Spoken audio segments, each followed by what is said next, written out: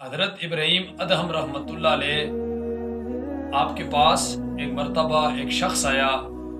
اس نے حضرت ابراہیم ادہم رحمۃ اللہ علیہ سے کہا، اے ابراہیم ادہم رحمۃ اللہ علیہ، مجھ سے گناہ ہو جاتے ہیں اور میرا دل یہ کہتا ہے، میں چاہتا ہوں کہ مجھ سے گناہ نہ ہو، لیکن پھر بھی مجھ سے گناہ ہو جاتے ہیں.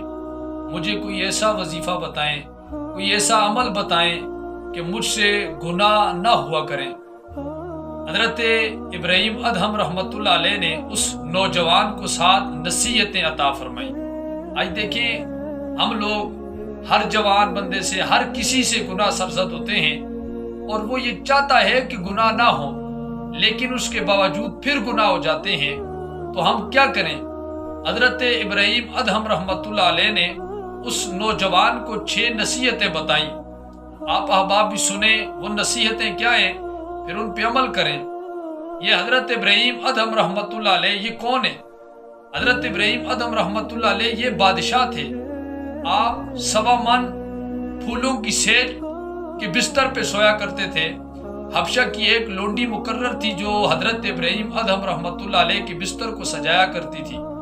ایک مرتبہ اس لونڈی نے بستر کو سجایا، تو جب بستر کو سجایا تو ابھی حضرت ابراہیم ادہم رحمۃ اللہ علیہ کے آنے میں تھوڑی دیر تھی. اس لونڈی نے کہا، یار تھوڑا اس بستر پہ آرام کر کے دیکھوں کہ نیند کیسی آتی ہے. اب وہ لونڈی اس بستر پہ سو جاتی ہے. جو ہی اس بستر پہ لیٹتی ہے تو اس کی آنکھ لگ جاتی ہے.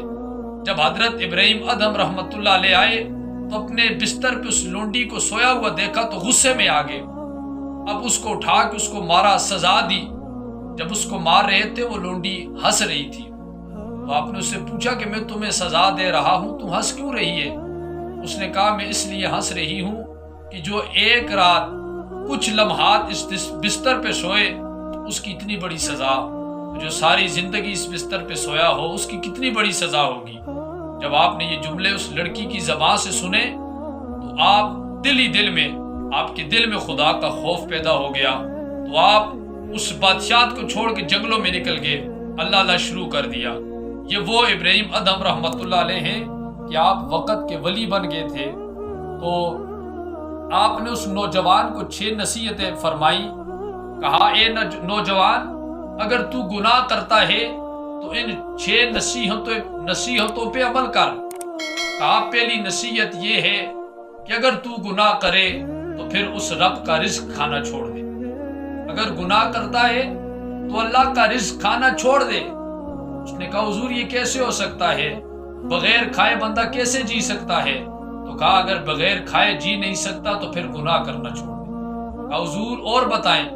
کہا کہ اگر تو گناہ کرتا ہے تو اس مالک کی زمین پہ گناہ نہ کر. گناہ مالک کی زمین پہ نہ کر. کہا، یہ ساری کائنات اسی خدا کی ہے، پھر کدھر بندہ جائے؟ کہا، پھر گناہ چھوڑ دے. کہا، حضور تیسری نصیحت بتائیں. کہا، تیسری نصیحت یہ ہے کہ اس جگہ پہ گناہ کر جہاں پہ خدا نہ دیکھ رہا ہو. جدھر اللہ نہیں دیکھتا وہاں پہ گناہ کر. کہا، حضور وہ کون سی جگہ ہے جہاں پہ اللہ نہیں دیکھتا؟ اللہ تو ہر جگہ پہ دیکھتا ہے. تو کہا، پھر گناہ کرنا چھوڑ دے. کہا، حضور اور بتائیں. کہا، جب تیری موت کا وقت ہوگا، اب تیری موت قریب ہے، اب تو فرشتوں سے کہنا کہ مجھے تھوڑی سی مہلت دے دو تاکہ میں توبہ کر لوں، استغفار کر لوں. کہا، اگر مہلت مل جائے تو پھر گناہ کر. کہا، کوئی فرشتہ پھر اس کے بعد موت کے وقت مہلت نہیں دیتا.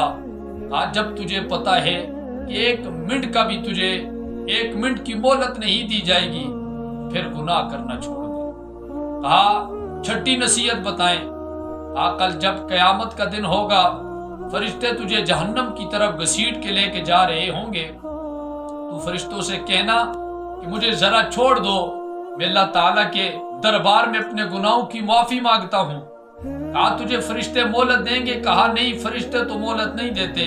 تو کہا، پھر گناہ کرنا چھوڑ دے. میرے بھائیوں، آج دیکھیں ہر بندہ، ہر نوجوان، آج ہم سارے لوگ، ہم سے گناہ ہو جاتے ہیں، ہمیں پتہ نہیں ہوتا.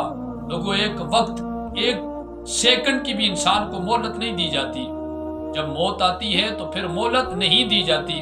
ہمیں چاہیے کہ ہم اس سے پہلے پہلے اپنے گناہوں کی معافی مانگیں، دعا کریں اللہ تعالیٰ ہمیں نیک کام کرنے اور برے کاموں سے بچنے کی توفیق عطا فرمائے۔